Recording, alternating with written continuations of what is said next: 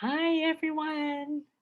So today I'm going to talk about something that many parents are struggling, especially I just have a pretty interesting appointment this past week.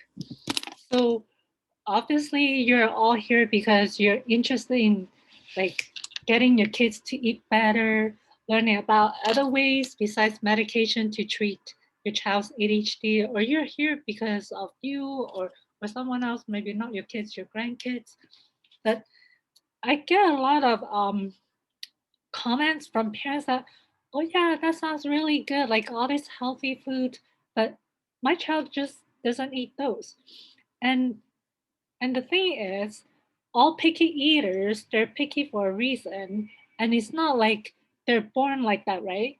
If they're born picky eaters, then that means that when they're a baby, they won't even take a bottle. But when they were a baby, you give them a bottle or put them at your breast and they start eating. So then what happened between the first year and then with the transition and all that?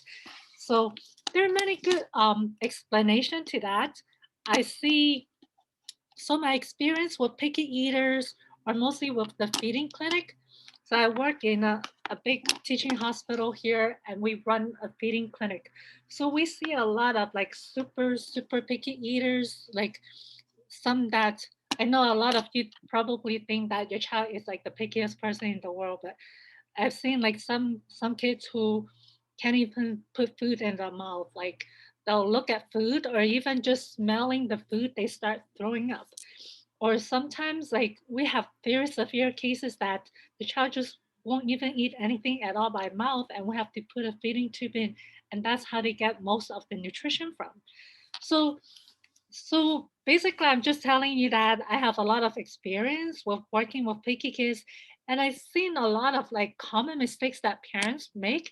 Very simple mistakes that you can correct right away, and you can get your kid to start eating more. But I'll talk about that later.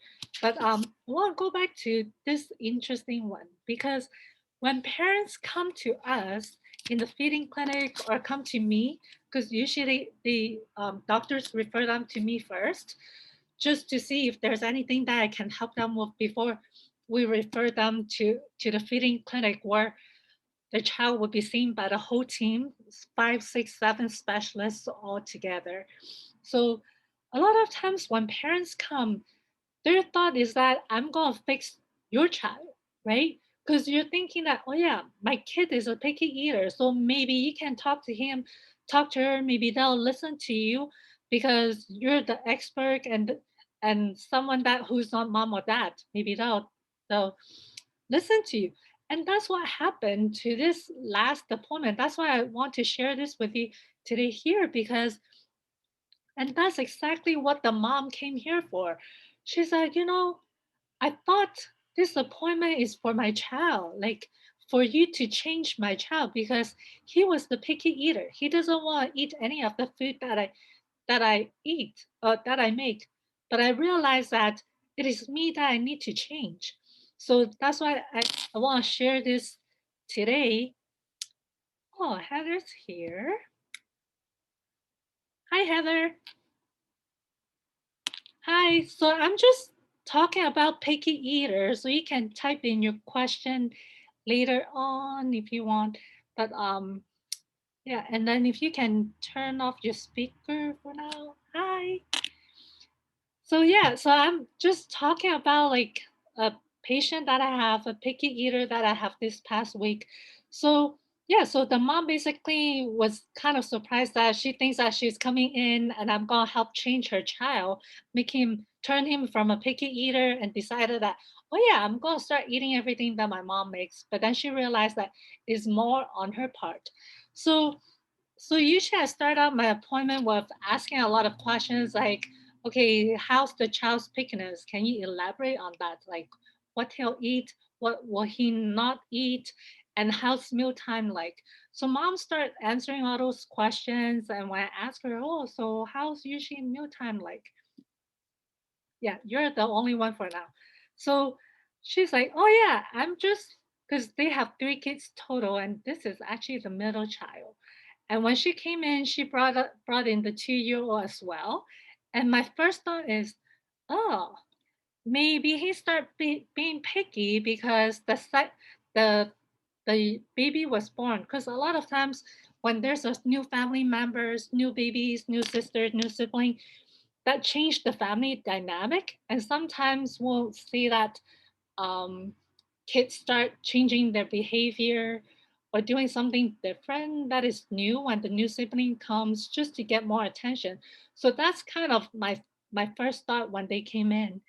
And then as mom described how mealtime usually was, like, so mealtime, so first, flat out, mom was very adamant that, oh, I don't make anything different for anyone. Whatever I make, that's what everyone is eating. So I was like, okay. And then she started describing what she eats or what she makes. So she's a stay-home mom with 3 kids, husband active duty, working like over 12 hours every day. So he basically a spouse is barely there. So she takes care of 3 kids all by herself, and she make everything from scratch. Um, so she said, so and they just moved to Hawaii about a year ago. So she was like, okay, it's actually pretty stressful for us moving here to Hawaii because we'll live in this place that a lot of the ingredients that I use for my cooking is not available. So I find that very stressful. So, but I didn't go into more asking her what kind of ingredients you're looking for, like what's so special that you cannot find, right? But I'm just listening, trying to listen for like some clues.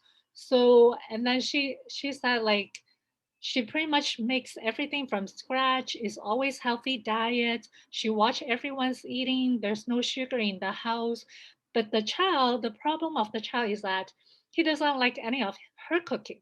What he likes is all the junk food according to her. So so then he tried to get the child to answer my question and ask, hey, can you tell this lady what do you like? And then he's kind of shy, right? I forgot how old he is. 6, 7 years old. So he kind of like smiled a little bit and didn't want to share with me what he likes. And it's probably because the food that he likes, the mom has been telling him that, oh yeah, those are bad food. You shouldn't be eating this. So he probably get lectured every time that he mentioned those foods. So he was very shy to tell me what he likes. So which is fine. And then yeah, so a lot of the thing that is more about the mom because it's basically the mom just want him to eat the healthy food. But then what caught my attention was so the mom was making everything from scratch, everything cook at home, all clean stuff, organic, no sugar, no additives. But what caught my attention was that she doesn't like to cook. So I was like, do you make everything from scratch and you cook all 3 meals for all your kids? But then you don't like to cook. So that caught my attention. And I was like, so I start kind of like talking about how when eating, it should be fun, right? And I explained to her that, for kids, it's hard to explain to them something logically. Because what she does is she spent all this time and effort, even though she doesn't like cooking, but she's doing it for some very good reason, right? So she probably is like someone who's very health conscious, want to make sure that everything is healthy for the kids and stuff and things that if I make it, you're supposed to eat it. So that's her expectation. She expects that whatever she makes, the child has to eat it. So, and then it's all for good reason. Not that she's trying to be a mean mom or anything. It's all based on good intention. And I agree with her. Like a lot of the food that she prepares, I was like, there's nothing wrong with the food that you make. But I feel that the food should be healthy, but I think you should be enjoying it too. Because if you're cooking these meals with the feeling that you don't like it, you're putting that negative energy in the meals and the food as well. And then and I start talking about like how when you want a child to eat, you cannot give them logical reason. Because one way she try to get the child to eat is if you don't eat this food, You're not going to grow. You're not going to get this. You're not going to get that. And I was like, well, that kind of reasoning will work really well with an older grown adult, like 30 something years old, having some health problems, and you can negotiate that with an older adult. But with a child, children don't have a logical brain. Young children think with the emotional brain. And what that means is they don't really understand most of the things that you say. They only understands and remembers how you make them feel. So if every time they come to the table, mom spent an hour, 2 hours preparing the meal, and her expectation is that you're gonna sit down here and you're gonna eat everything that I made for you with no questioning, and ideally you should finish all your meal within an hour or less, right? So the child have all this pressure, and the thing is, um so basically for her is I have to explain that children learn to eat food based on the emotion. So if every time it's like, oh, another thing that caught my attention is she's like, oh yeah, the only reason why he's still growing so fine is because I'm pretty forceful in making her eat. So that's the second thing that caught my attention. Because whenever parents say, oh, I have to force them to eat, or I'm pretty forceful, pushy, that that's telling me that mealtime is not fun for the child or the parents. So I was like, okay, I think I got enough information and I think I know what's going on. Basically, is that this parent just need to change her parenting style about eating a little bit so this child can feel more like himself. Because it's almost like just imagine you go to a restaurant, right? And you're not allowed to choose from the menu. And the cook didn't even ask you what you like. You just come to a restaurant, sit down, and they put whatever food on on your plate in front of you and expect you to eat everything. And they won't let you go if you don't finish all the food. Like, would you keep going to that restaurant? Right? So that's kind of like what happens sometimes when parents try have like unrealistic expectations. And I often explain to parents too, like I get a lot of parents telling me that, oh yeah, my child doesn't like broccoli because they spit it out. I was like, but your child's only 2 years old. When was the last time he or she had broccoli? Right? So when it comes to new food, introducing new food, that's how kids are. They're like, okay, I'll try it, but hmm, I don't like it. So they spit it out. It's just how they are. They're just not very polite when it comes to eating. We know as adults, we're taught that, hey, if you don't like something, you either just swallow it, even though you don't like it, or you spit it on a napkin. But children are like, yo, that's gross. Yeah. They just spit it out. That's how they are. And that's age appropriate. Nothing wrong with that. So but anyway, so I kind of like start talking to her and explain to her that, hey, if you want your child to start eating, maybe start having him help out in the kitchen, have him help you plan out meal planning, picking up like couple meals a week to make, like between him and the older sister, because the other sister is like a 2 year old. And then, and I was like, yeah, have him look through a cookbook. So I gave her a couple suggestions of cookbook, the Deceptively Delicious and the Sneaky Chef. So, so that way it'll be something that is kid friendly, but then there are hidden vegetables and fruits in it. So at least you're making like a mac and cheese that have cauliflower or brownies with black beans or avocado in. It makes you feel better, but at the same time your child is also enjoying it, so it's like a pretty good compromise. So she loved the idea, and I was like, yeah, and also just making sure that mealtime is fun, let him have a say. And I know you want to make sure that he eats all the healthy food, but it's also very important that he feels like he have a choice. Maybe instead of asking him an open question like, what do you want? Because when you ask an open question like that, it's like everything in the world is open and available. But I said, how about you just give her 2 or 3 choices for dinner? Like you can have baked chicken or she makes fish sticks from scratch too, or something else. So give him three choices that you pre-select that you feel is good and healthy, and let him pick those from those three choices. So she's like, oh yeah, that's a really good idea. So that way she have control and he has a sense of control as well. So everyone's gonna be happy. Um, and then what else? And I told her, you need to make eating fun because kids will do anything as long as it's fun. Just remember when he was little, or even the 2-year-old sister, they'll pick up garbage on the floor and put it in the mouth. Like, and I was like, the garbage obviously doesn't taste good. Like my food probably, even though I'm not a good cook, I probably can do better. And that's one of the story that was in my book. Like many years ago when my daughter was still little, we actually went back home to Hong Kong and Macau visit. But on the way back in the airport, we're just waiting for our flight, and my daughter's just running around doing her crazy stuff. And she found a trash can, you know, those trash can with like an ashtray on the top, so she can barely reach the top of the trash can.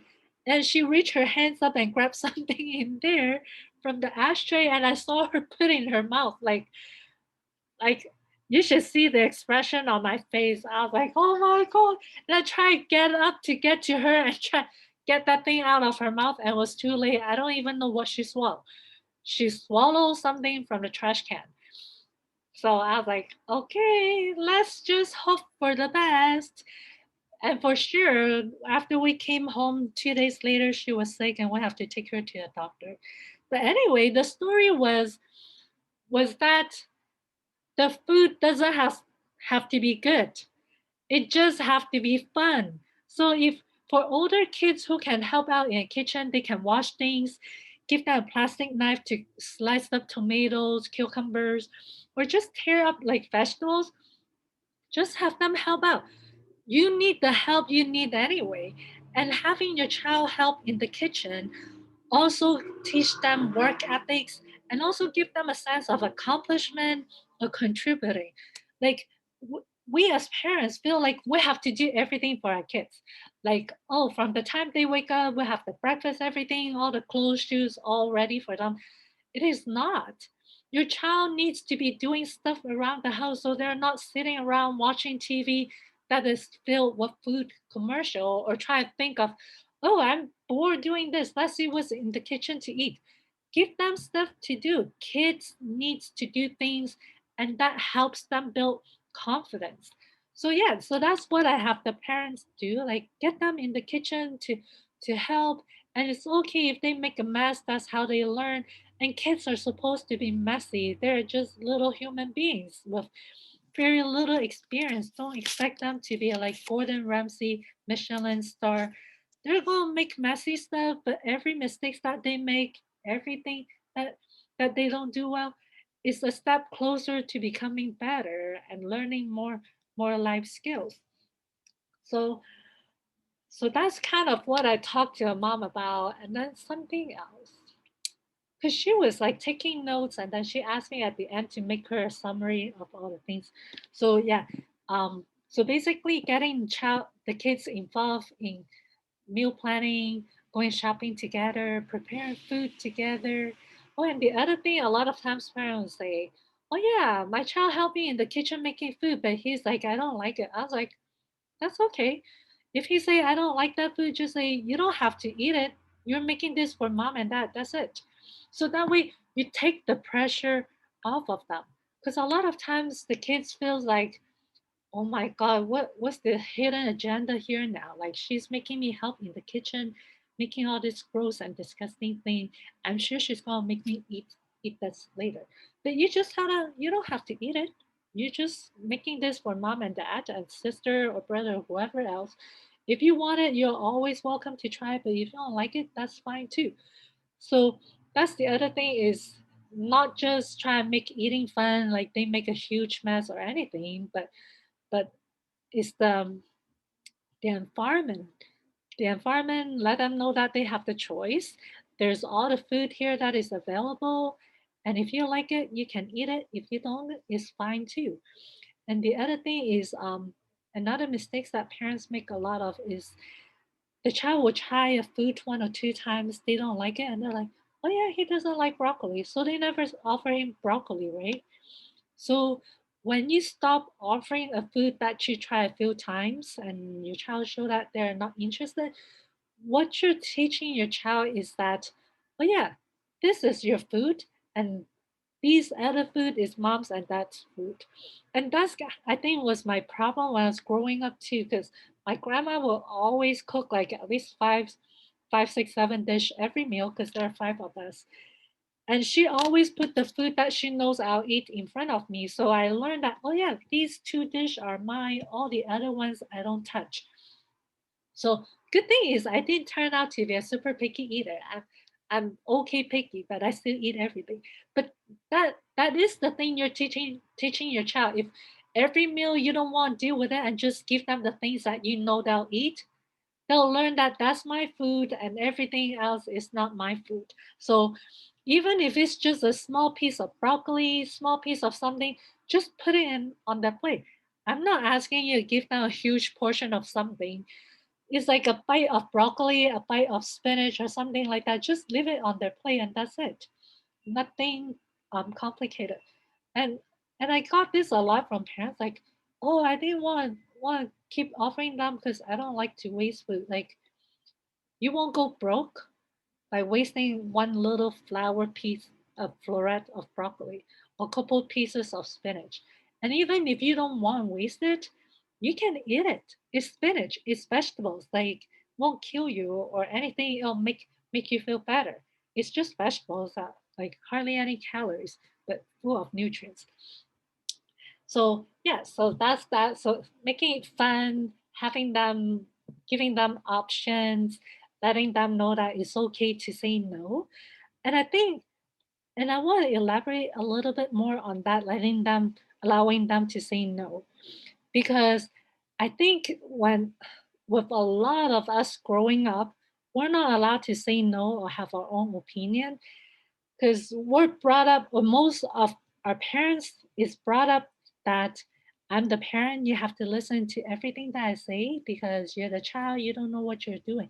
And that's actually very hurtful to our personal growth and development. And I I start studying to become a therapist. So I'm learning a lot of human behavior and stuff. And I realized that when you are growing up in an environment where your voice is not heard or ignored all the time, or what you say is always wrong, it hurts your self-esteem and confidence. Then you grow up to be an adult that who's always quiet, afraid to speak up, because in your mind, you're programmed that my opinion doesn't matter. I'll just shut up. Even though you have a good idea, an amazing idea, but you're afraid to share because your programming is that no one ever listened to me, no one cares about what I say, and everything that I say, they just gonna reject it, right? So that's why it's very important that at mealtime you allow your child to have an option. Give them choices. Let them know that it's okay to say no. It's not the end of the world. And eventually it'll get better. Um, because the thing is, you need to trust me on this. I'm gonna tell you a story soon. Um, because most parents think that, but if I just let him say no on everything, he's not gonna eat. Then he's gonna starve, and then I'll be a bad parent. No, it's not. You're actually being a good parent, respecting your child's opinion and letting them learn to be a confident adult. Okay, so true story. This is my own story now. Because a lot of times people come to me with the picky eater. They think that, oh yeah, she's the professional. She knows how to fix my child. Then they might think that, oh yeah, it's good that you give me all those advice, but it doesn't work. But it does work. So my daughter has always been a picky eater since she was little, like crazy picky, but not as picky as some of the kids I saw in the feeding clinic.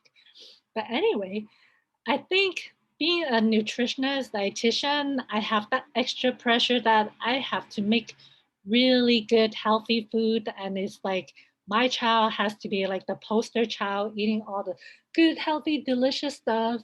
But unfortunately, that did not happen because my child, first of all, she's really picky.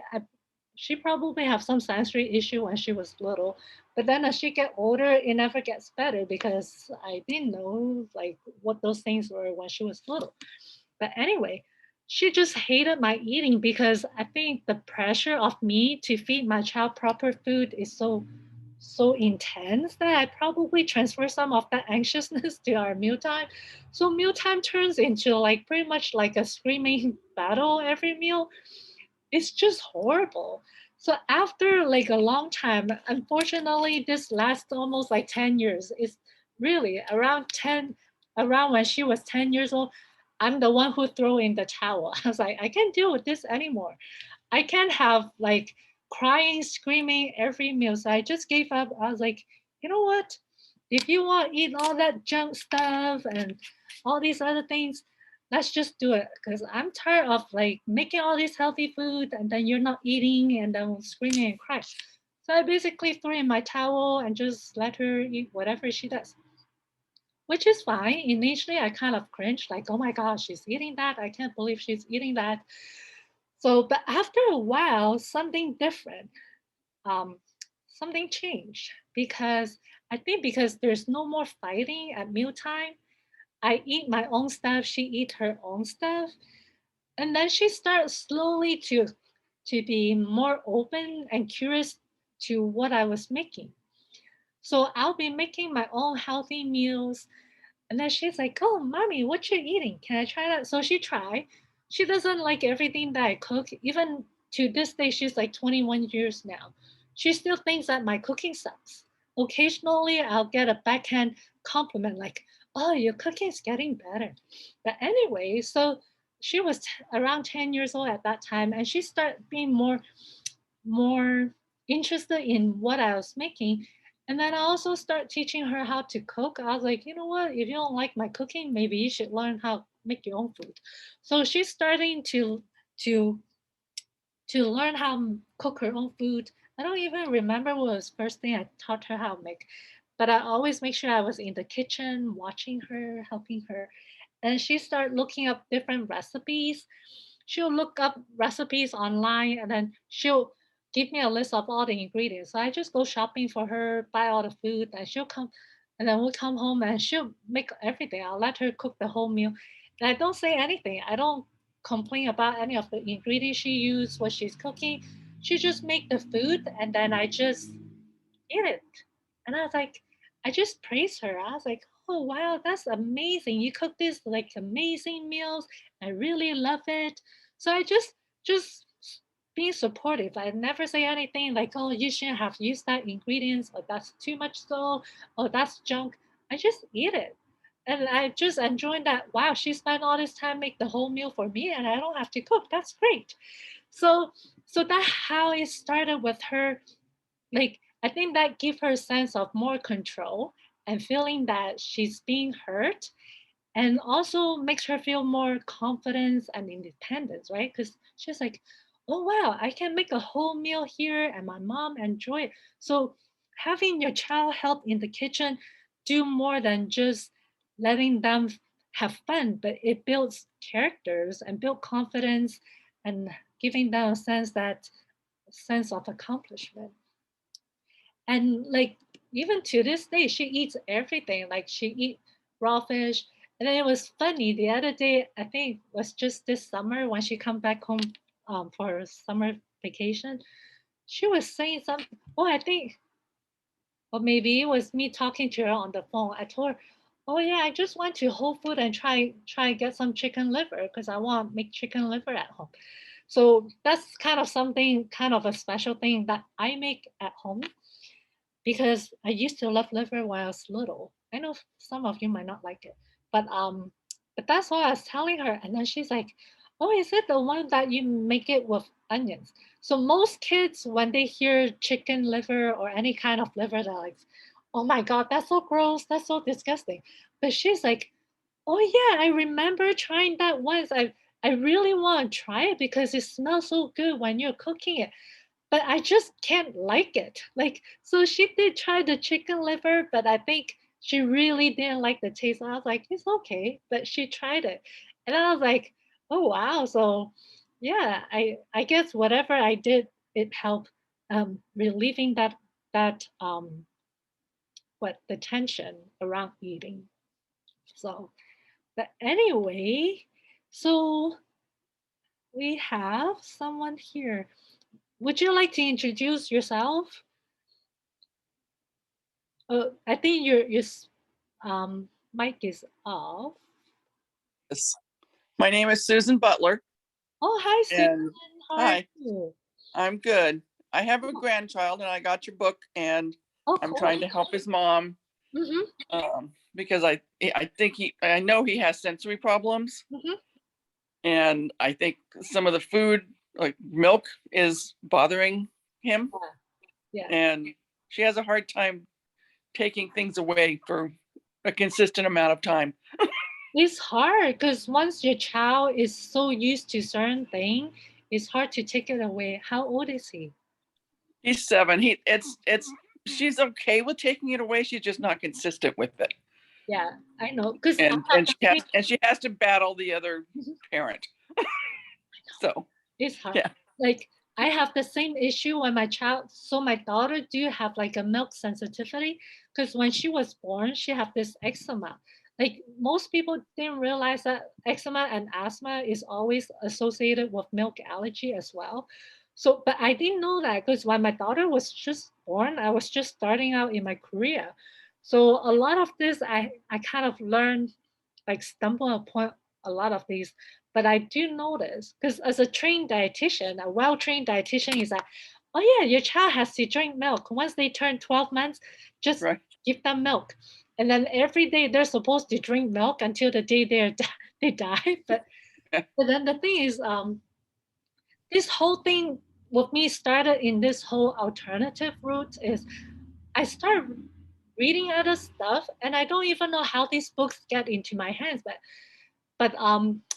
but definitely the book on China study, Thomas Campbell, I think. Yes, yes, You know that book, I right? do. Mm-hmm. Yeah. I So I that have both my daughter and I have gluten allergies and milk yeah. allergies and Mm-hmm. or sensitivities because they're not coming up as allergies. Yep. They're it's Yep. you don't have anything wrong with you. I know. Yep. I And have the same thing. the doctors are even worse because they Yep. say, "Oh no, if you can milk is the worst for you, but cheese is still okay." I know. Yeah. Okay. I see kids all the time, right? I work in a pediatric clinic, and this is what happened. Like I get so many referrals for babies. Like these are little babies coming to see me because they're having projectile vomiting and blood in stool, right? But the doctors are treating these kids with antacids, like proton pump inhibitor, Yep, yep, yep, saying that is reflux. And when the parents come, I just ask them my standard questions. I was like, your child has milk allergy. Like it's not a reflux thing. So I changed the formula and the vomiting stopped. And they don't even yep. need the medication. I And know. that's how doctors are trained. They are trained to to diagnose based on symptoms. Oh, you have vomiting? That's reflux. Take reflux medicine. But they're like, they don't look at other symptoms. Like, is the child having constipation, blood in stool, eczema, asthma? All those are signs of milk allergy. But yeah. So So many things are so subtle, and yeah. that's what they usually say is no, they're all everything has subtle Hmm. symptoms. So Which is very true. I And know the thing is, like in the I'm a medical. nurse, so Oh, you are cool. So yeah, you know what how the doctors think. yeah. So yeah, and so because I'm in a pediatric clinic, I'm actually embedded in it. So the doctors, all the residents, first year intern, they all have to spend like a day or two with me. So I have a lot of influence in the learning. A lot of Awesome. yeah, so most of them have no nutritional education because I usually ask them, "Hey, so what do you want to learn from me?" They're like, "Just teach me everything." Like I don't never have any nutrition class in medical school, so I explain all the things to them. So we're I think in our clinic we're actually pretty good. Anytime we have a kid who come in with like projectile vomiting or like bloody stool or diarrhea, they'll learn first thing to come ask me, hey, I have this child have this symptoms. What do you think? Should we switch formula or which formula you want to try first? So they're learning to think that way now rather than like, oh yeah, your child have reflux, put them on this medication. So Yeah, but we have a lot of old doctors. I know. So those are the harder ones, but it takes a while to I change. wanted to ask you about the dark circles and around the eyes. So those are allergic reactions. So it could be food related, it could be seasonal. Like I have right now, my eyes are pretty puffy because I have a cold last few days, and the weather's crazy here. So, but usually these are called allergic shiners.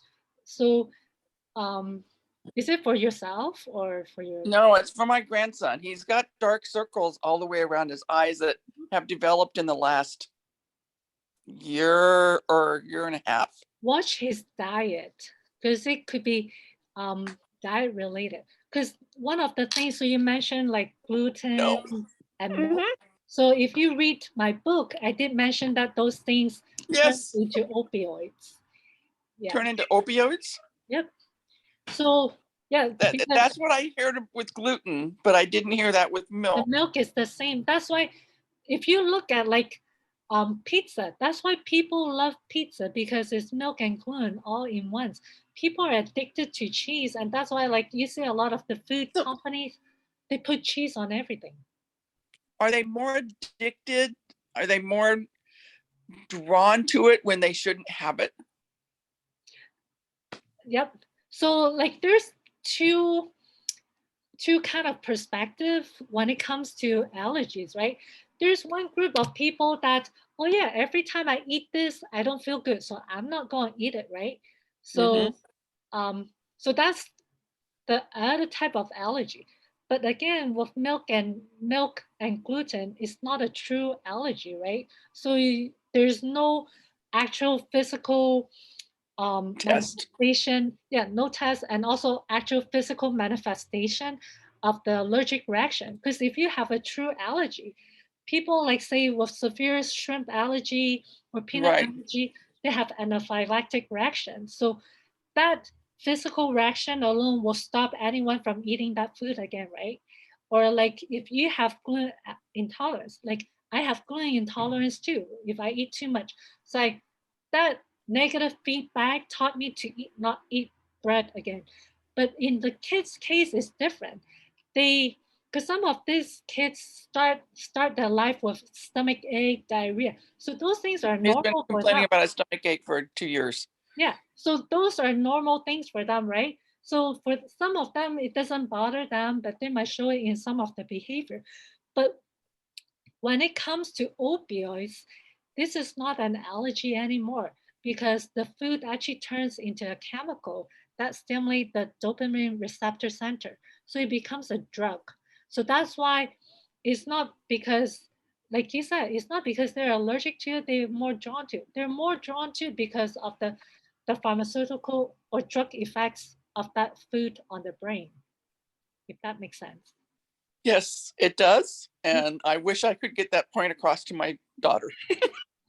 Yeah, so, but it's something, it's going to be a learning process for her because your grandson is like, what, 7, right? So Right. she probably heard from pediatrician all these years how much milk he's drinking. So as parents, when you, She does it because she doesn't complain about things because it's yeah, not, she needs to figure it out herself first. yeah. It's her And the other theory. thing is with this kind of reaction, because it's so subtle, you don't feel like you don't feel good to take something away that does not hurting your child, His right? behavior is really bad.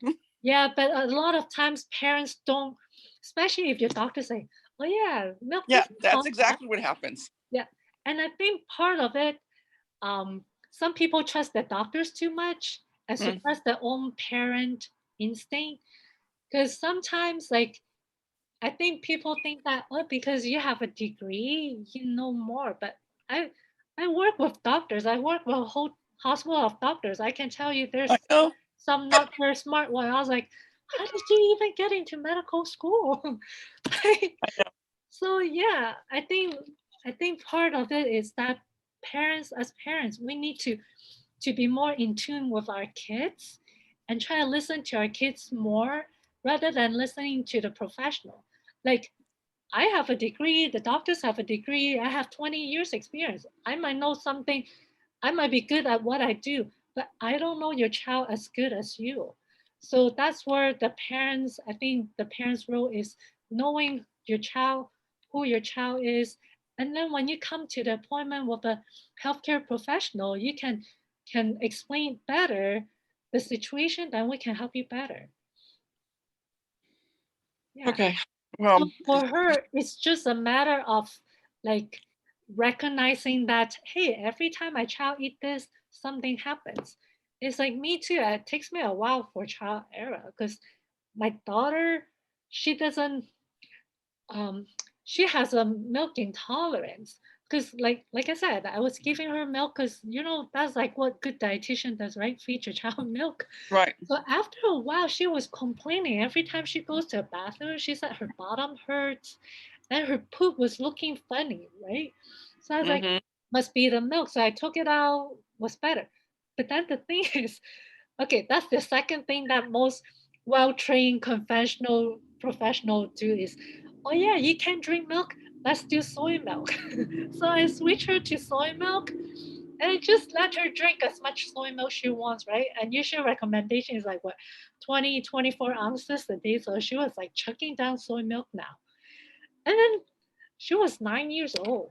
And then her breast started growing. I was like, that's too early. So, so I was like, oh my So, God, it's yeah. estrogen in soy He, milk. hmm Yeah.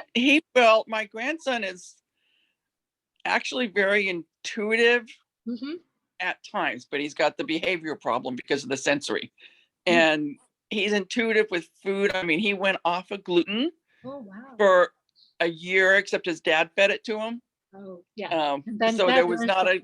there was not a consensus there. But he reads. I mean, he drives me nuts sometimes because he reads um, what's in the products.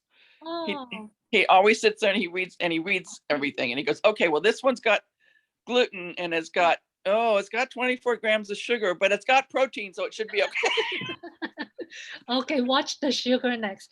But I it's know good that he's understanding that because some he kids. does, but now he's back on everything because his daddy tells him he's not doesn't have an allergy to anything. Yeah, but the kids are smart. They'll learn. Because I have a patient, I think it was just last year, was very similar. But this child was actually more worse off because he have a lot of developmental delay. He actually have like, He's he's getting there. yeah, but this child was like I didn't see them because I do all the phone therapy. But mom was saying that You he do have a phone lot. therapy? Hmm? You do phone therapy? Yeah, because it was COVID, so we just do everything Oh, over the phone. So I never okay. actually see this child, right? But everything is based on mom's description because the child like have like a funny walk and all those. So the mom suspects something was wrong with the child with food, right? So that's why the doctor referred them to me. And and I agree with the mom. I was like, you know what? Let's take him off gluten.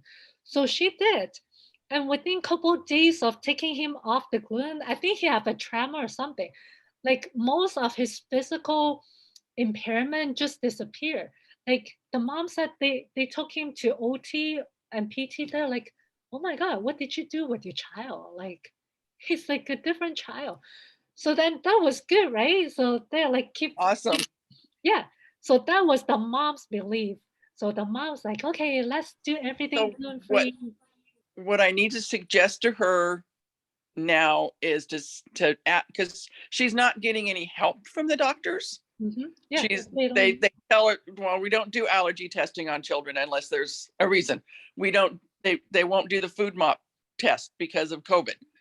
They Yeah. won't So do this because of that, because everything's because of do it COVID right on now. her He's own. losing. Yeah. Huh? So she can just do the elimination diet on her own. She doesn't need to actually get the test because I'm pretty sure the test is going to come back negative. like even with me, I get all kinds of food allergy tests. They're all negative. But I was like, but every time weather change, my nose get all stuffy. So, Yeah. but yeah. So with this child, so the mom like totally on board with this whole gluten-free thing, right? But then I was like, yeah, whatever. So the dad, once in a while, the dad will make breakfast and give the child regular gluten stuff. I think one time the dad took the kid out for to go do stuff, and then they're like, oh yeah, it's lunchtime, let's go get something to eat. So he fed the child something with gluten, and the husband came home like, oh my god, this gluten thing is real. Like he was fine until he ate. I forgot what he fed him, but he fed him something with gluten, and the child just changed like into a little monster. And after Mhm. that, the dad was like, "Okay, yeah, let's make sure there's no gluten around the house, and when when they go out to eat, they make sure they find every place with gluten." And eventually, the child himself understand that too, because then, like a few months later, because they were still following up with me every month, and then they went on a trip to one of the neighbor island, and the mom was like, "Yeah, like I forgot the child's name, but my son will just like, because we have hard time." She's like, "We have hard time finding places that have gluten-free food." So he's like, yeah, I wish we're home so mommy can cook me food that I can eat. So the child was very conscious that certain food makes him feel bad. So that was really good, I think, because he understands how food is affecting him. So he's okay with eating something different and eating things that the moms make because he knows those are Yeah. safe food for him. So Right. yeah, but I think that's something that you can like with between you and your daughter just to say just try for 1 week, nothing will be bad, right? If nothing happens in a week, go back to what you were doing before, but give yourself 1 week so at least you know what's the outcome. And the thing is, a lot of times people think that you need to have a confirmed food allergy testing to say, okay, he's allergic to this. There's no allergic allergy testing because, like I explained, it's more of a thing for the brain, like more chemical thing in the brain. So it's not an allergic reaction. Sometimes it might show up as IgG. Like if you read my book, it's all explained there because true allergic reaction is IgE reaction, and sometimes delayed reaction is IgG, which is a very um, a, a test that is very rarely ordered. And most medical doctors, if you ask them to check for the IgG, they're like, "Oh no, we don't do that test." It's like there's no studies to prove that it's even accurate, so they don't do that at all. And I'm fine with not having a test. I just tell parents take the food out for a week and check all the symptoms. So If there's symptoms improvement, then that's good. But sometimes even after the week of removing the food, they might not see any change. They're like, oh yeah, it doesn't work. Then they put the food back and suddenly the child turns wild and they're like, oh my God. So yeah, you just have to yeah, try it out. a limiting person, Mhm. um, take it away for a while and then put it back in and limit it. Yeah. But it's not. It doesn't. It hasn't. They haven't waited to see changes in his Mhm. behavior. Yeah. So if that's the case, then it might be more than just one food, a combination of several things. That's why, like in the book, I mentioned about. So in the book, the elimination diet that I do is actually a full-on elimination diet. So it's like no dairy, no gluten, no nuts, no eggs. So all the very common allergy food. Because sometimes, again, some of this reaction is so subtle, you might not even think that your child have like a milk um, an egg allergy or nuts allergy. I see. We're feeding him more eggs because we know he needs protein. Hmm. Yeah, and the thing is, the egg protein, even though it's protein, is good, but it's hard to digest. Just like milk protein is hard to digest for the human. But yeah, so I actually see a lot of adults too for allergy, and with adult it's even worse. Did she try to see a dietitian? Yeah. Yeah. So yeah, so with adult, they'll tell me, oh yeah, I'm allergic to I think nuts or eggs. father needs to hear from a professional. Hmm. And even though I'm a professional, he doesn't, I know. Yeah. you know, Because your because I'm family member, you don't count. right, right. Yeah. But, I'm not a dietitian, and I'm not, I just know that he's had issues, mhm, and and a lot of it could be from food. yeah. So like maybe for you to approach her rather than I saying, approach her, I just can't approach him. And he, like they went to the specialty doctor, mhm, uh, a developmental doctor, yeah. and the doctor, she said he was gluten free for a while, but she didn't tell him that daddy was feeding him gluten. And so he said, well, he goes, if you've already done that or whatever, it's probably not an allergy. They don't. He also said that the sensory problem, what they think of it differently than Mhm, OTs and PTs. So he probably doesn't have a sensory problem, and he does. And yeah. that's what the father listens to. Mhm, He listens to the professional and not yep. what. Yeah, that's part of being a parent not confident with like, hey, I'm the one who's with my child all day long. I know my child better. But they trust someone else who only see the child like couple minutes, like 5, 10 minutes at a time, Mhm. and then just make a judgment. Oh yeah, your child's fine, right? But you're the grandma, you see the child all the time. So you see And things, right? his mom's trying to do things, but she has to fight against the. Well, no doctor has said he has a problem, so he doesn't have a problem. He can have Yeah. whatever he wants. Yep. And then the kid says that. Yeah, and depending on the doctors too, right? If the doctor don't have that kind of experience, they wouldn't see it as a problem. They won't be able to link all those symptoms together as like, oh yeah. And the thing Right. I with would love to find a functional medicine doctor, but they cost money, I and know. insurance doesn't pay for it. Yep. But start with my book. But I think for you as a I, grandma, you he's can't got a do copy. much. But what you can do is whenever your grandson comes stay with you or do things with you, just feed him the best thing that you can. I am. Yeah, and then whatever the parents does is up to them, but eventually, hopefully, something magical happens, and then something get into the head, and then they're like, "Oh yeah, I think maybe I should try that," because it's also part of what they've learned, right? Like if all their life is like it's normal eat bread, normal to eat dairy and stuff, why suddenly I cannot have it? It might be just She's that they're not ready for that information. But just don't give up because your grandkids I'm not only 7. up. Yeah. I don't So want just to be like this. yep. And just talk to your grandkids too. Like he's 7, right? As he get older, he's also gonna learn that, hey, when I go to grandma's house and eating those food, I feel so much better. And He then he maybe, he listens. It's funny how he comes back later, and like yeah, the other day, I was going to fix him some soup because his tummy was hurting him, yeah. and he goes, "Only fix me chicken noodle soup with carrots and celery in it. Oh, It's good.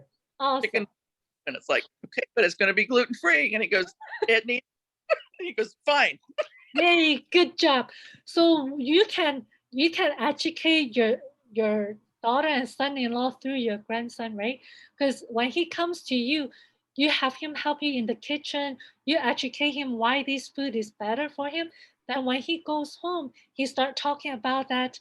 He might ask, Mommy, how about you try make this soup that grandma makes for me? I really loved it. And then maybe from him, he start educating the parents. Then because parents will listen to the kids, hopefully, and then they're like, "Oh Yeah, wow, my child is actually teaching me something. So let's do this together." Then maybe from there, they're more open to trying more gluten-free stuff, even though, because you don't need to be on a gluten-free diet because you have issue. Like yeah, you can gluten just be on gluten-free just because you like the food, right? right. And Yeah. that's what when I went gluten free, everybody at work said, "Well, what are you going to eat?" And I said, Yeah. "Things that I pick out of the take out of the ground and things that I can pick off of trees. I'm going Yeah. to eat whole foods. I'm Perfect. not the Yeah. processed stuff." Mhm. And Awesome. they still have trouble Mhm. with it. Yeah, it's just that I think that's the saddest part about our culture nowadays is that we learn how to eat from TV commercials I- and magazine ads. So, yep, Yeah, like it's like I think there was like this video many years ago from Jamie Oliver, the British cook. yes, I So he do. he tried to start this initiative to teach kids about eating, right? I think he went to a school and then showed them different vegetables. Some of He these did. kids don't even know what a potato looks like, but they know Yep, French fries. I know. I'm just retired, so I'm going to go be a volunteer at a garden that I can take my son to, and other kids will come to, Yeah, that's and amazing. yeah, so that they get that part. And I want to take them to farms, and I want to, all this stuff Yeah, with it. They don't, it's like dirt's good.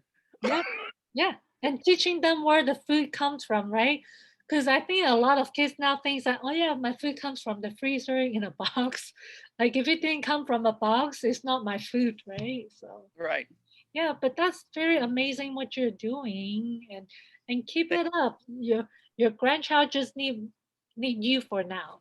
The mom will come Yeah, along. he needs some help because he's having trouble in school, and It's hard. he needs to get, and that's probably what the opioid in the milk is doing, because he was off of it for a while. Mm-hmm. Uh, Mostly his Yeah. dad still gets it because he'll buy it for him. Mm-hmm. But my daughter was buying alternative milk, and Oh. he drinks them without any question. Mm-hmm. Wow. He Yeah. says, yeah, but then his daddy tells him that he can have it because he wants it. And Mm-hmm. Yep. Of course, right. And thing is, often people think that eating like that costs a lot, but actually it doesn't cost that much more. Like no, it's the same. You buy a bag of chips for $5, you can spend the same $5 on strawberries. So it's the same right, $5 you spent. right. I agree. Yeah, it's all perception. So Yeah. yeah, but yeah, you just hang in there, just be on your grandson's side all the time. That's all he needs for now. I even think to suggest a nutritionist. Do you do these phone calls Hmm. frequently? Yeah.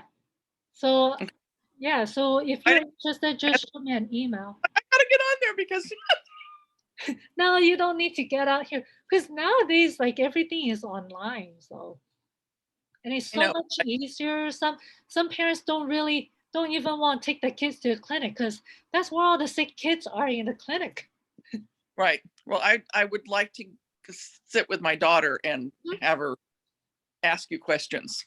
Sure. Yeah, if you And when I didn't see this one. I mean, I didn't know you were doing it. And then I said, oh. focus. Wait, I need to go get on that phone. Yeah, thank you so much for coming today. Like I kind of Thank you. messed up this week. I didn't send an email to everyone. Do So you do it every week? yeah, I just started doing this last week because I Okay. don't know if you're in my Facebook group because I have I, a Facebook group and people I are asking questions. You're not? well, I think I tried to join, but I haven't heard anything, or I haven't seen Okay. any.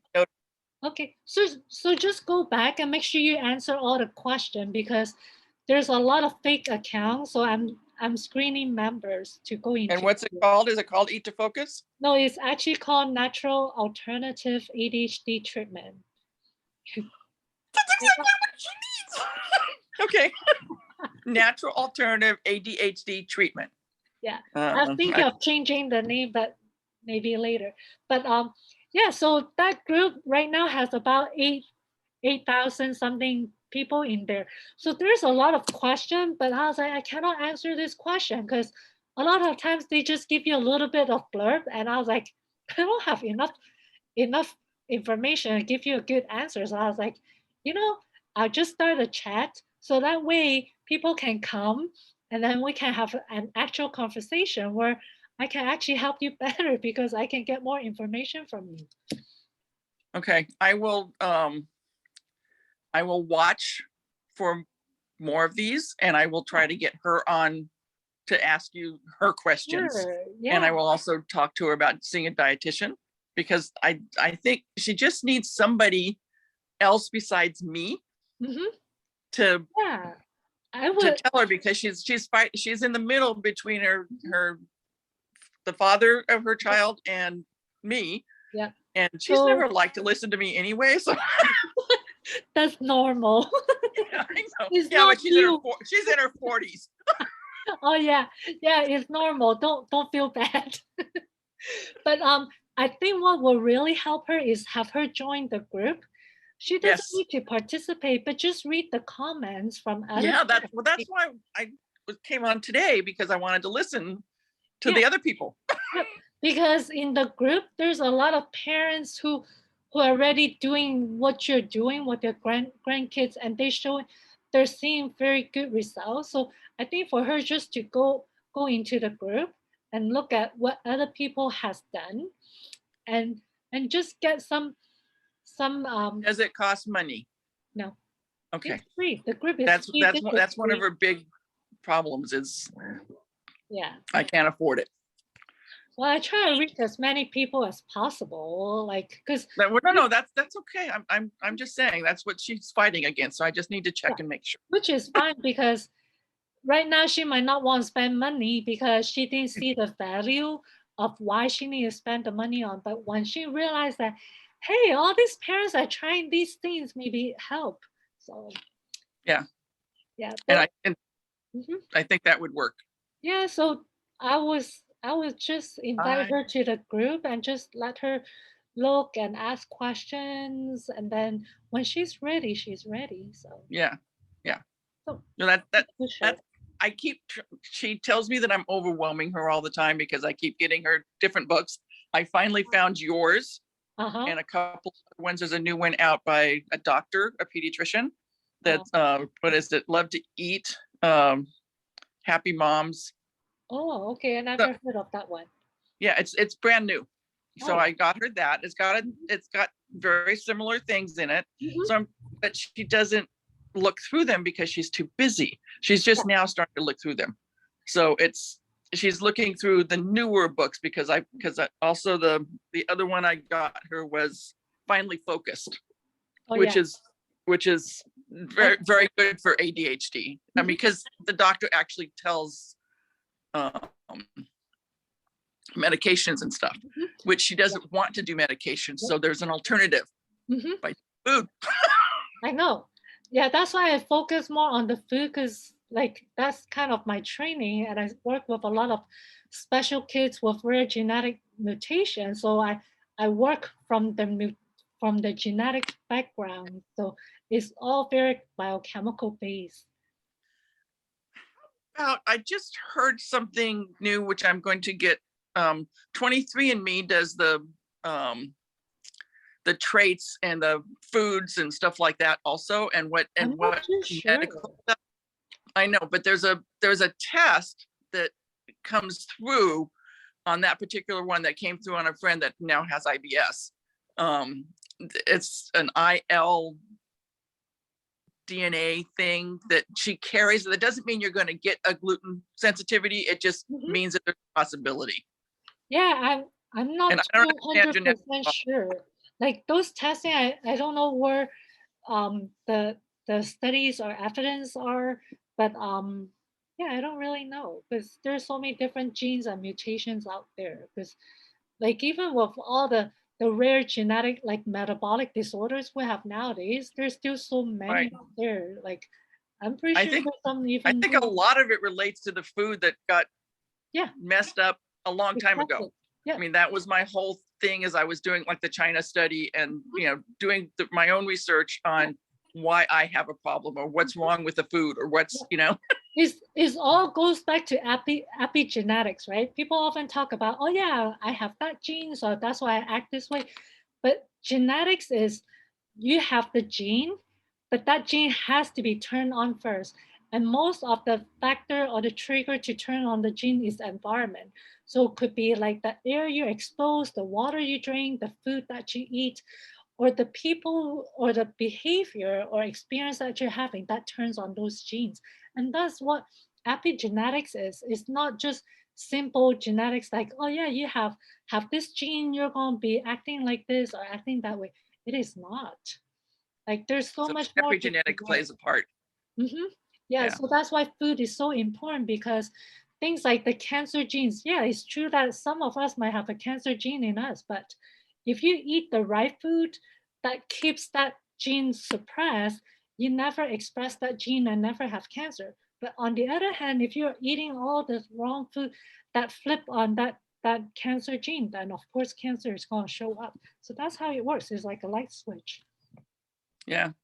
I just recently started seeing that in my readings, Yeah. because I'm always looking at things Mhm. and fighting out there in the world with people, even my best friend, well, I have got news for you. His gastroenterologist told him that milk was bad, but he could still have cheese. So I'm going to hang up now. Bye. And it's like, doesn't make sense. So I went and looked up the different things, that even if it's lactose and not the casein that they have a problem with, because I know mine is the casein. Mhm. And I quit drinking milk a long time ago, and my daughter's the same way. And it's also hereditary. There's a hereditary feature to it. So my family's the same way, and it's. Sounds like you're someone who likes to read. This is another really good book. Is the name I can never got it correct, but I'll try. It's Physical Degenerative Nutrition and Physical Degenerative Disease. Dr. Weston Price. That book is amazing. Yes, I've recently gotten into the Western Price way of eating and stuff. And I go off of it, and then I go back to it all the time, because it's what makes my body feel good. Yep. But read the book, because that book actually talks about the study that he did when he was traveling around the world. There's only two physical degenerative disease. I think it's nutrition and the physical degenerative disease, something like that. You can just Google it. Yeah. Now that I have some sort of a name.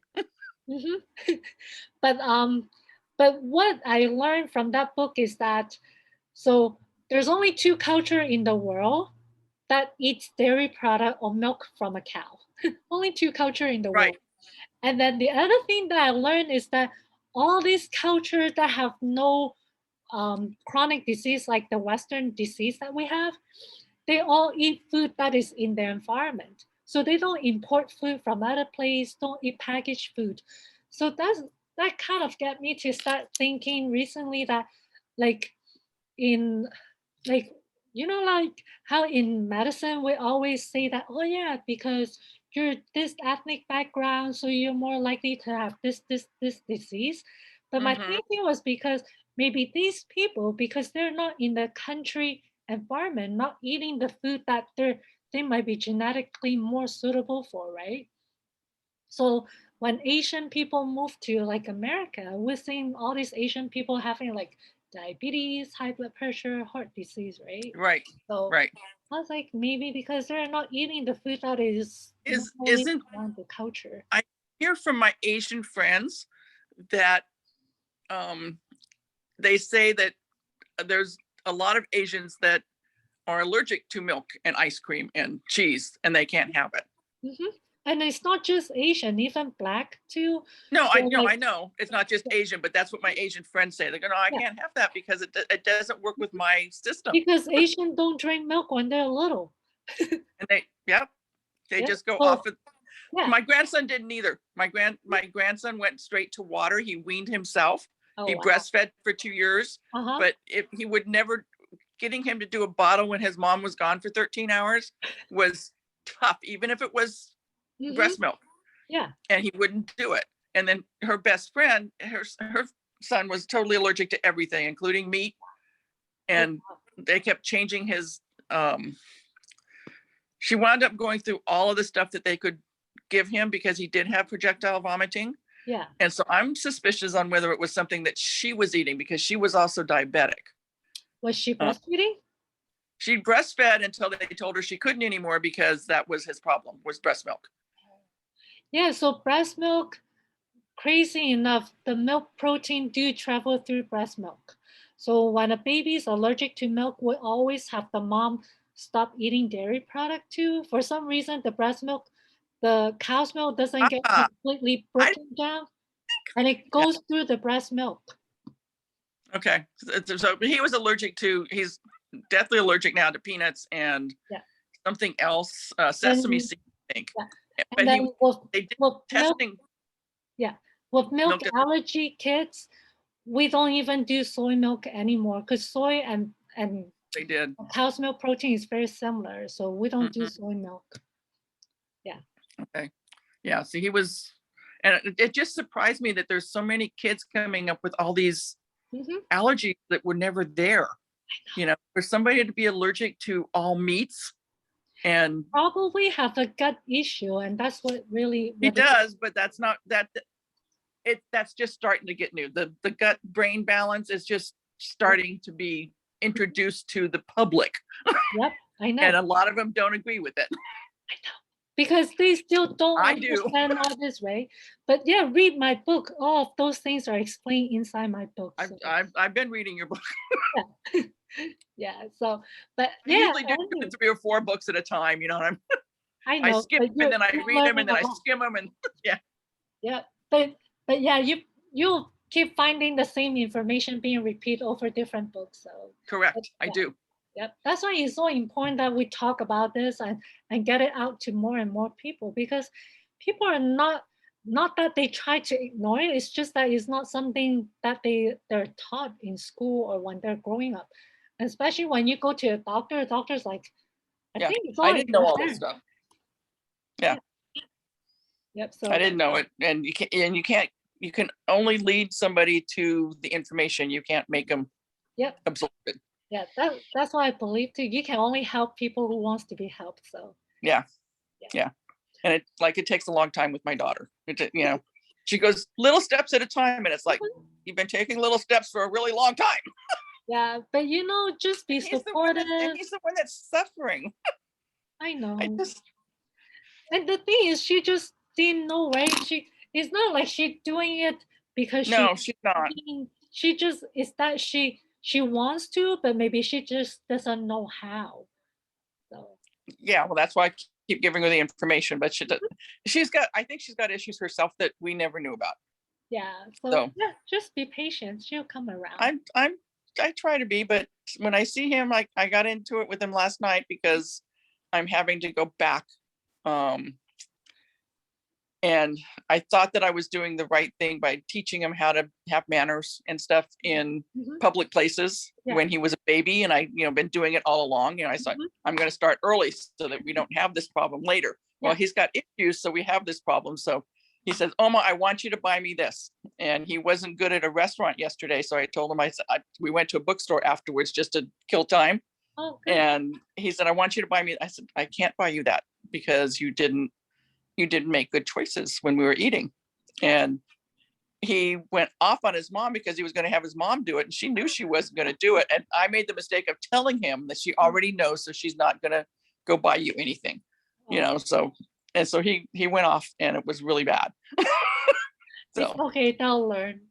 I know he is learning, and he learns how to get around me a lot. And I know he does. You're smart. They're very smart because they'll go, Oma, he goes, can I have your phone and I'll just look at something educational? It's like, nope, not giving you my phone anymore. Oh, so cute. So he learns, because he knows that's what I'm going to say, and now he's saying things like he told me yesterday that he goes, I ate all of my lunch at school today, Oma, so mommy's going to be super impressed with me. Oh. You see how smart they are, right? He is really, really smart. Mhm. So Yeah, enjoy that.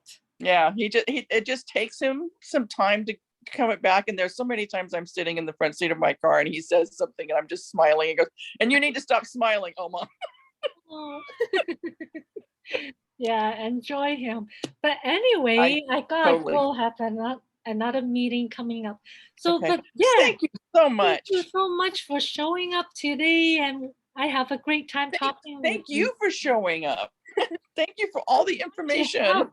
Yeah, because I just see that a lot of people needed this information. So I was like, you know what, this is the best way to do it. So, Yeah.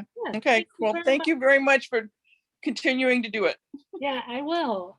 Nice Okay. meeting you. Bye. Okay. Thank you. Bye. Bye.